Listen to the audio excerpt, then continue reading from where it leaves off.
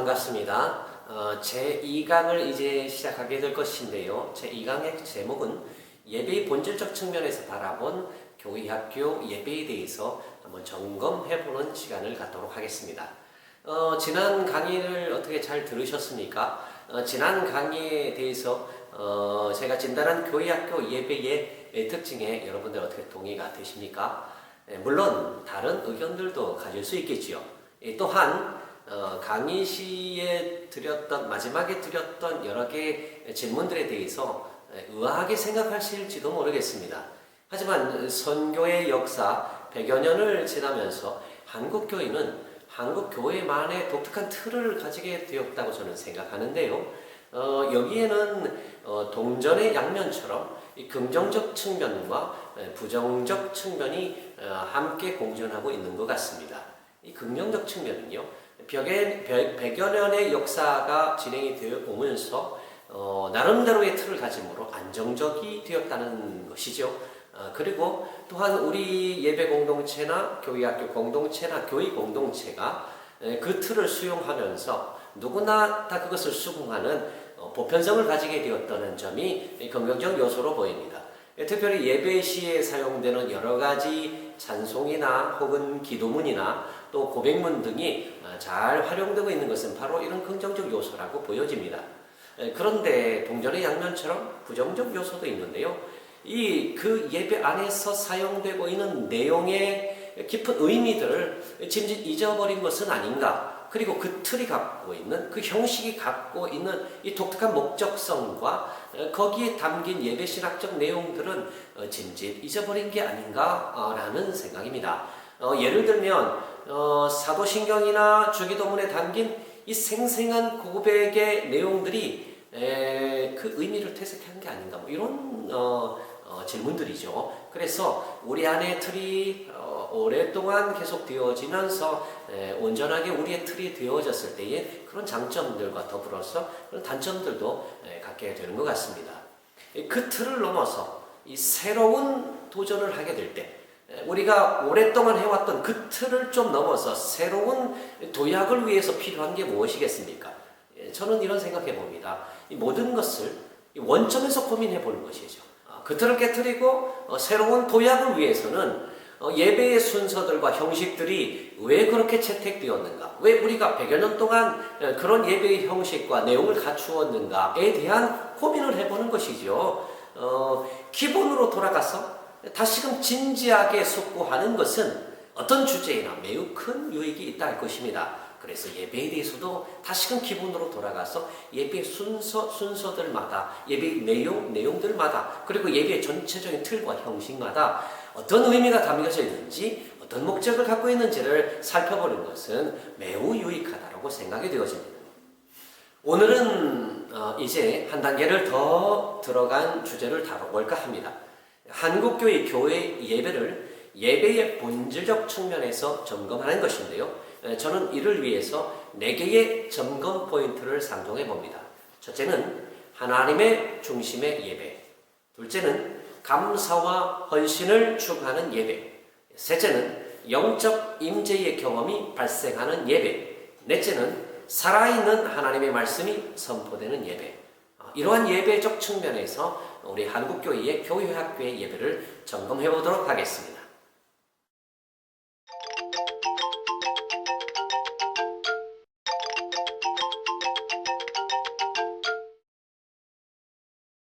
먼저 하나님 중심의 예배에 대해서 고민을 해볼 것인데요.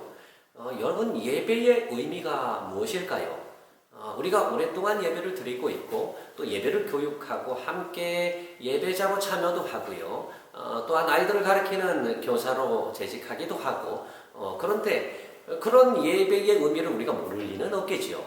다시 한번 고민해 봅시다. 예배가 과연 무엇일까요? 예배는 예배학자들에 의하면 하나님 앞에 경배하는 것, 하나님 앞에 우리의 마음을 드리고 정성을 드리는 것이라고 간단하게 설명할 수 있을 것입니다. 그렇다면 예배의 목적은 무엇이겠습니까? 하나님 앞에 감사의 예배를 올려드리는 것, 그 예배를 통해서 하나님 앞에 영광을 올려드리는 것, 그리고 그 예배에 부어주시는 하나님의 은혜와 큰 은총을 받는 것, 이런 것들이 예배에 쉬운 목적이 아닐까 생각이 되어집니다. 저는 거기에 첨가해서 그렇기 때문에 예배에는 방향성이 있다고 생각을 합니다. 예배를 드리는 대상, 예배를 받으시는 대상이 있고 예배를 드리는 우리가 있다는 것이죠. 그래서 예배는 우리가 하나님을 향해서 드리는 것이고 예배는 땅에 있는 피조물들이 하늘에 계신 하나님께 드리는 것이고 예배는 하나님께서 주시는 은총을 기대하면서 우리가 드리는 것이죠. 그래서 예배에는 우리로부터 하나님을 향한 방향성이 존재한다고 생각합니다. 이건 굉장히 기본적이고 간단하겠지만 아주 중요한 것이죠. 과연 우리가 하나님을 향해서 드리고 있는가? 또 하나, 하나님께서 우리를 향해서 다가오시고 우리를 예배를 받으시는가? 이런 게 예배에서 굉장히 저는 중요하다고 생각합니다. 그러므로 예배는 반드시 하나님 중심이어야 합니다. 하나님을 중심한 예배가 예배의 아주 기본적인 예배 ABC라는 것이죠. 하나님을 생각하지 않고 하나님을 중심에 두지 않고 그것은 정상적인 예배가 될 수 없는 것이죠. 그렇다면 오늘 우리의 교회 학교 예배는 어떻습니까? 과연 우리의 예배, 교회 학교 예배가 하나님 중심의 예배인가요? 질문을 몇 개 던져봅니다. 예배의 순서와 내용이 과연 하나님을 향해 있습니까? 그래야 하나님 중심의 예배가 되는 것 아니겠어요?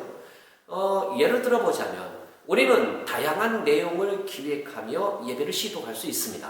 예배의 내용과 예배의 형태와 혹은 그 안에 들어가 있는 순서들을 여러 가지 형태로 기획할 수도 있고 도전할 수도 있겠죠. 그런데 그때마다 우리는 여러분 분명히 기억하셔야 되는 건 질문해야 됩니다. 무슨 질문을 해야 될까요? 이 순서가 하나님을 위한 것인가? 이 내용이 하나님을 향해 있는 것인가? 이러한 순서와 이러한 진행의 내용이 하나님을 향해서 우리가 드리고 있는 것인가? 라는 것입니다. 아니면 예배에 참여하는 아이들에게 뭔가를 느끼게 하려는 것이냐? 아니면 그 순서를 통해서 아이들에게 뭔가를 가르치려고 기획하고 있는 것인가? 여기서 예배와 기독교 교육의 일종의 갈등이 발생하는 듯합니다. 일전에 제가 교육전도사 시절에 예배학 강의실에서 아주 예배에 정통한 예배학에 아주 전문적이신 교수님께 이런 질문을 한 적이 있습니다. 그런데 그런 내용의 내용을 교육부서 예배에 적용하는 건 참 난해한 것 같은데요. 강의의 내용을 듣다 보니까 그런 예배 중요한 부분들, 하나님을 중심한 부분들, 그런 것을 교육부서에 적용하는 건 참 난해한 것 같은데요. 어떻게 해야 됩니까, 교수님? 이렇게 질문한 적이 있었어요. 그때 그 교수님은 아주 짧게 이렇게 대답하셨습니다. 그건 교회 학교 예배이지 교회 학교 예배는 특수 영역입니다. 이렇게 대답을 하셨어요. 그리고 그 뒤에 부연 설명은 하지 않으셨습니다. 그때는 제가 그게 잘 이해가 되지 않았어요. 예배라면 똑같은 중요성, 똑같은 의미, 똑같은 목적성을 가지고 있을 것인데 왜 교회 학교 예배에 대해서는 그것은 전문 분야니까 예배학에서 더 이상 고민할 수 없는 것입니다. 라는 뉘앙스로 대답하신 걸까요? 그때는 잘 이해가 되지 않았지만 지금은 이해가 됩니다. 그래서 우리의 순서가 정말로 하나님을 향해 있는 것인가에 대한 고민을 해봐야 되는 것이죠. 두 번째 질문은 이것입니다. 예배의 현장이, 예배의 또 실천이 하나님 중심적인가? 예배의 현장이 하나님을 향해 있고 우리의 예배의 실천이 하나님 중심의 실천을 추구하고 있는가라는 것을 고민해 봐야 됩니다. 우리가 많이 알고 있고 듣고 있던 일화에 대해서 하나 소개를 해드리자면요. 아이들이 예배 시간에, 기도 시간에 눈을 잘 안 감고 기도를 했던 것이에요. 그래서 선생님은 예배를 더 잘 드리기 위해서, 경건한 예배를 위해서 이 기도 시간에 눈 뜬 아이들을 지금 눈을 뜨고 이렇게 본 것이죠. 그리고는 예배가 다 끝나고 나서 본방 공부를 할 때에 그 아이들에게 한마디씩 한 겁니다. 예배 시간에 떠들면 어떡해? 게다가 눈 뜨고 있으면 어떡해? 기도할 때는 눈을 감고 하나님께 기도해야지. 왜 눈 뜨고 그렇게 기도를 했어? 왜 장난을 쳤어? 이렇게 지적하는 것이에요. 그렇습니다. 그것이 바른 지적일까요? 그 중에 하나가 이렇게 질문했다는 것이죠. 선생님 그걸 어떻게 보셨습니까? 선생님도 기도 시간에 눈 뜨고 본 것 아닙니까? 그렇죠. 기도를 가르치기 위해서 또 예배를 잘 드리는 걸 가르치기 위해서, 찬양을 멋지게 드리는 걸 가르치기 위해서 예배를 드리는 것인가? 그렇죠. 우리의 예배와 실천은 하나님 중심으로, 우리를 향해 오시는 하나님, 우리가 하나님 앞에 예배를 드림으로 그 정성과 찬양과 기도를 받으시는 하나님, 이것을 우리가 놓쳐서는 안 된다는 것이죠. 세 번째 질문은요, 과연 그 예배가 하나님이 기뻐하시는 예배인가에 대한 질문입니다. 교회 학교 예배를 기획하면서 가장 고민해야 하는 것은 하나님이 기뻐 받으시는 예배라는 것입니다. 참여한 아이들이 만족하는 아이들의 만족도, 예배에 대한 만족도, 이것도 중요하겠지만요, 가장 만족해야 되는 분은 바로 하나님이 아니시겠습니까? 그 예배가 하나님이 만족하는 예배가 되어야 되는 것이죠. 영과 진리로 예배하는 예배자들을 찾으신다는 예수님의 말씀은 여기서도 요요하는 것입니다.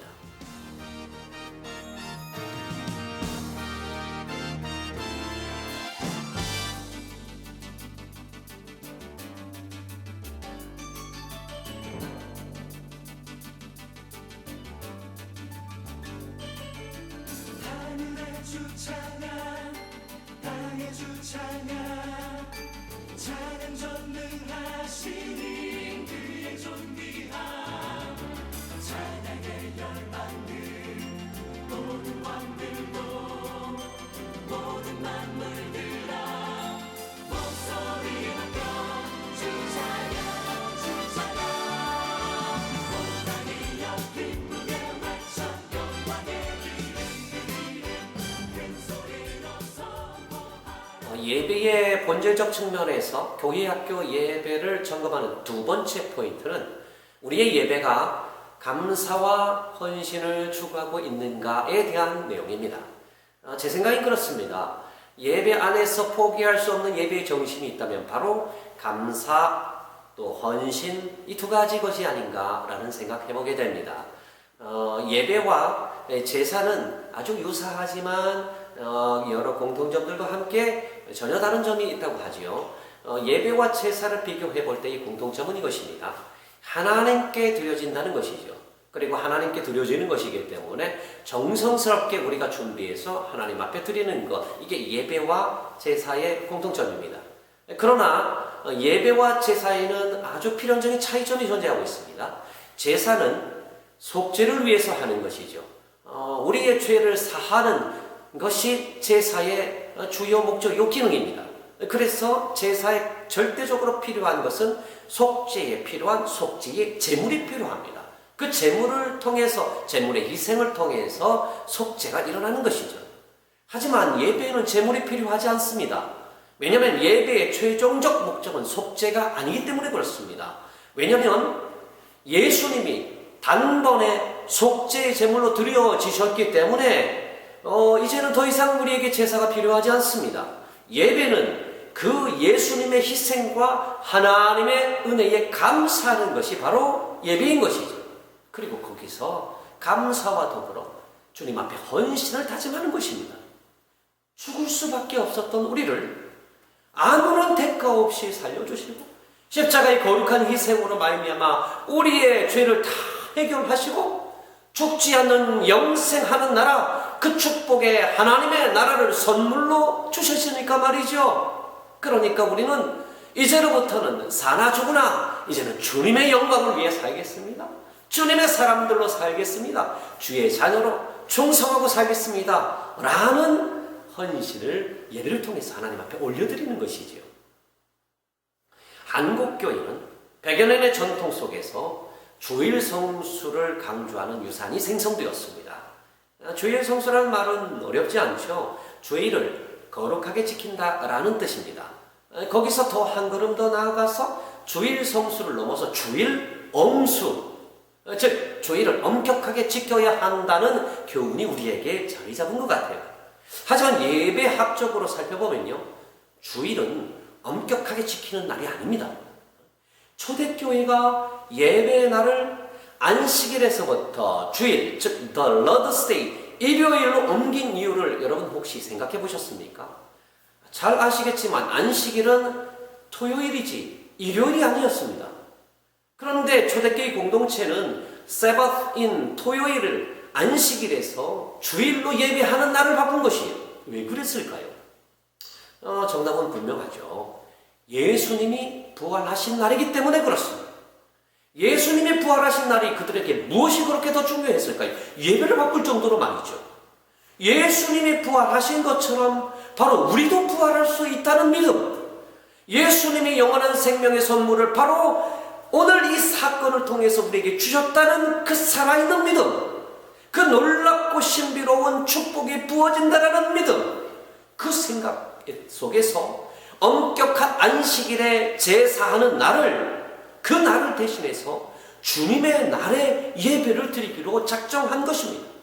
여러분, 그렇다면 예배의 분위기는 어떻겠습니까? 두말할 것 없죠. 그야말로 축제 분위기입니다. 여러분 들어보셨습니까? 주일은 예배합적으로 작은 부활절, 우리의 52주간의 예배들은 작은 부활절이라는 거예요. 부활의 기쁨을 누리고 부활의 축복을 누리고, 그리고 예수님의 부활을 우리가 고백하며 우리 또한 부활할 것임을, 우리 또한 영생의 축복을 받을 것임을 기대하면서 하나님 앞에 드려지는 기쁨의 잔치, 그게 바로 하나님께서 우리에게 주신 주일 예배라는 사실을 여러분이 잊지 마시기를 바랍니다. 이제 그 같은 생각을 가지고 교회 학교 현장으로 돌아와서 우리 교회 학교의 현장의 모습을 한번 살펴봅시다. 우리의 예배는 그 역동적인 축제장인가요? 아무리 바빠도 꼭 드려야 하는 그런 엄격한 예배를 지키는 날, 그런 예배인가요? 아니면 정말 주님 앞에 나와 하나님 앞에 기쁨으로 드려지는 감사의 제사인가요?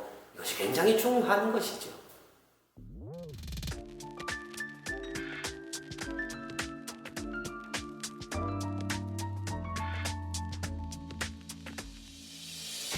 잡고 있는 그 꿈은 어긋난 길을 헤매지 않나, 쉽지 않아 그게 무엇인지, 그것이 무엇을 의미하는지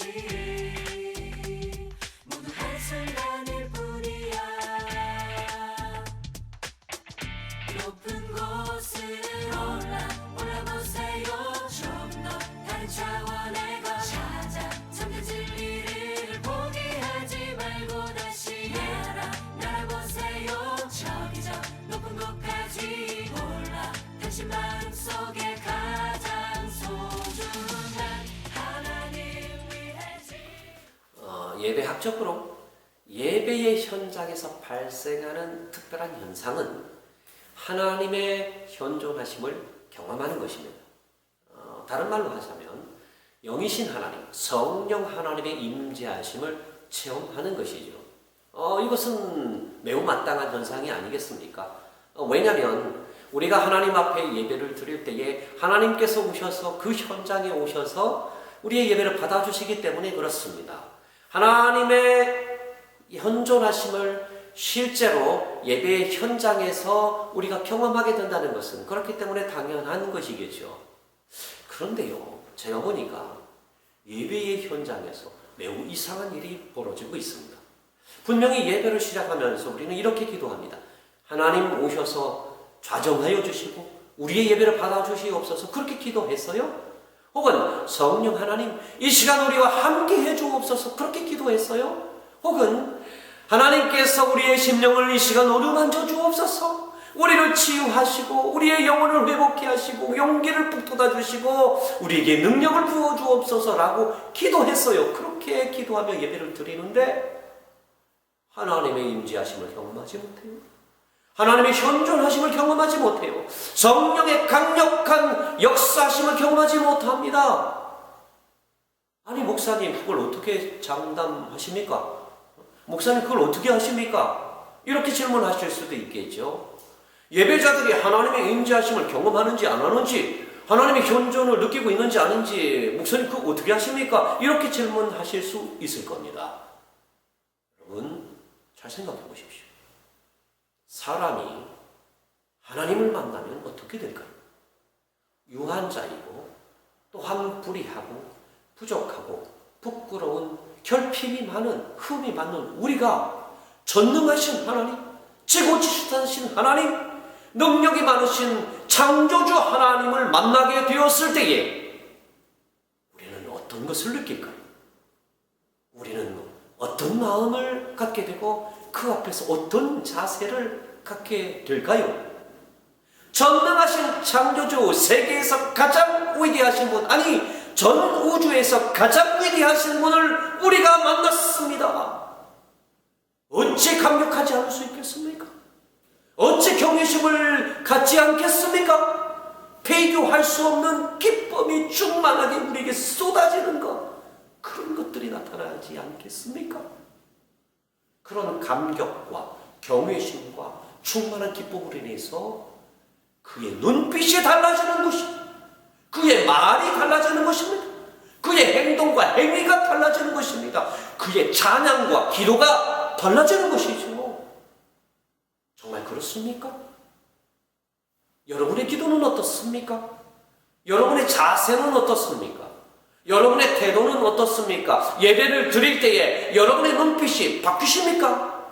여러분이 드리는 교회학교 예배에서 그 같은 하나님의 임재하심과 현존하심을 깊이 체험하고 경험하시는 게 맞습니까? 경험하지도 않고 또한 경험할 것을 기대하지도 않고 하나님의 임재를 경험하는 것을 추구하지도 않는다면 죄송하지만 이제는 거기로부터 예배라는 이름을 삭제하는 것이 맞습니다. 예배는 하나님의 임재를 경험하는 장소이기 때문에 그렇습니다. 차라리 예배라는 이름 대신에 일종의 교육 프로그램으로 이름을 짓고 교육 활동이라고 이름을 붙여야 합니다. 찬양과 기도 활동 혹은 신앙 교육 프로그램 등 이렇게 이름을 붙여야 되겠죠. 그렇습니다. 하나님의 영적 임재의 경험이 발생하는 예배인지를 우리는 다시금 살펴봐야 되는 것이죠.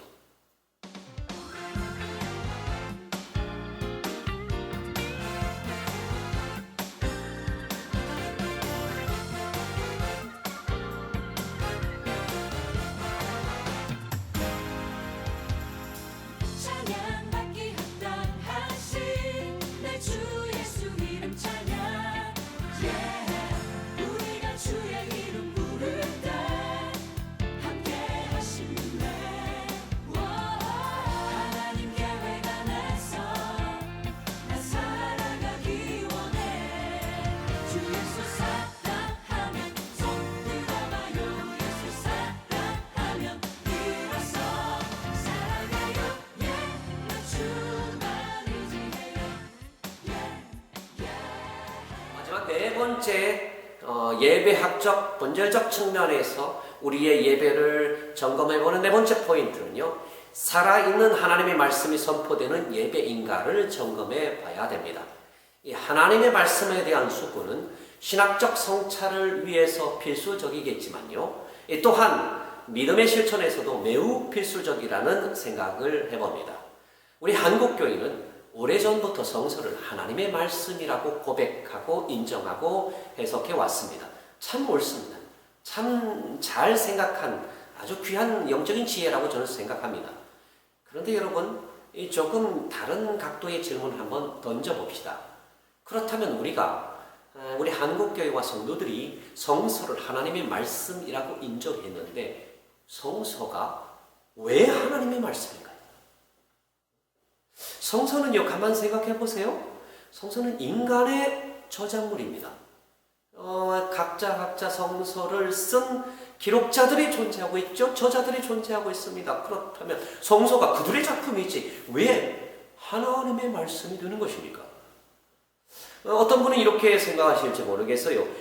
그 기록자가 기록한 게 아니라 하나님의 영이 성령의 감동하심으로 기록자를 움직였기 때문에 그런 것 아닙니까? 이런 생각하실 수 있겠죠. 또 하나는 그 기록의 사건에 하나님이 친히 개입하셨기 때문이 아닙니까? 이렇게 대답할 수도 있을 것입니다. 그렇다면 인간적인 의도는 완전히 사라진 것일까요? 이 하나님의 말씀으로서 하나님이 친히 개입하셨으니까 이제 거기에서 인간의 의도와 인간의 생각은 다 사라지는 것일까요? 그렇지 않습니다. 우리는 고린도전서를 통해서 사도 바울의 집필 의도를 찾아냅니다. 또 그것을 느끼죠. 사도 바울이 왜 고린도 교회에 편지를 썼는지 우리는 고린도 전서를 통해서 고린도 후서를 통해서 그것들을 느끼고 추적해 갑니다. 그 안에 사도 바울의 교회를 향한 뜨거운 마음을 발견하게 되고 감동하게 되죠. 여러분, 그렇다면 이것들이 하나님의 말씀과 어떤 상관관계가 있는 것인가요? 사도 바울의 신앙의 가르침을 발견하는 것과 또한 바른 신앙이 무엇인지에 대해서 사도 바울이 교훈하는 것, 그것을 깨닫는 것과 하나님의 말씀은 도대체 무슨 관계인 것입니까? 정답을 조금 일찍 말씀드리자면, 이 말씀의 신앙은요, 성서라는 인간의 저작물을 하나님께서 메시지를 전달하시는 도구로 하나님께서 주셨다라고 생각합니다. 성서 안에는 하나님의 메시지, 즉 하나님의 말씀이 담겨져 있다고 생각하는 것이죠. 그 성서의 말씀이 말씀 사역자에 의해서 다시 현실 세계에 리바이벌 되는 것입니다. 다시 살아나는 것이죠. 그래서 하나님의 말씀으로 선포되는 것입니다. 그것이 바로 설교인 것이죠. 설교는 그래서 성경을 가르치거나 성경의 내용을 설명하는 것 정도가 아닙니다. 거기서 신앙적 교훈을 찾아내는 것 정도가 아니라, 설교는 자신이 먼저 그 말씀 안에서 주상과 같은 하나님의 말씀을 듣는 것이고, 자신이 계시하여 들은 그 하나님의 말씀을 회중들에게 대언하는 것이고 선포하는 것이 말씀 신학이 천명하고 있는 설교입니다. 그렇다면 우리 학교, 우리 교회 학교 예배 안에서의 설교는 어떻겠습니까? 정녕 우리 교회 학교 예배 안에서 설교는 하나님의 말씀으로 계시되어 선포되고 있는 것일까요? 바로 이것을 예배학적 측면에서 우리는 고민해 봐야 되는 것이죠. 설교는 바로 하나님 말씀의 선포이기 때문에 그렇습니다. 어른 예배나 아이들 예배나 주일 예배나 교육부서 예배나 거기서 들려지는 설교는 분명한 하나님의 말씀이기 때문에 그렇습니다.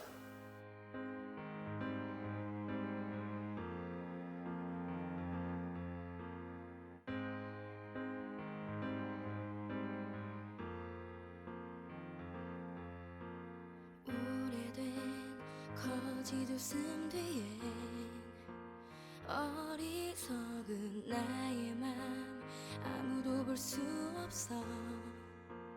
외로움 속에 공허한 마음 상처 입고 감추어진 마음 어느 누구도 이해하지 못해.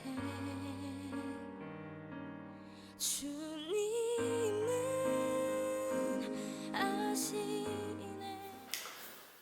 여기까지 제2강 교회학교 예배를 예배학적 측면에서 함께 점검해 보는 시간을 가졌습니다. 어떻게 강의는 유익하셨습니까? 잘 들으셨습니까? 지금껏 잘 들으셔서 감사하고요. 제3강을 기대해 주시기를 바랍니다.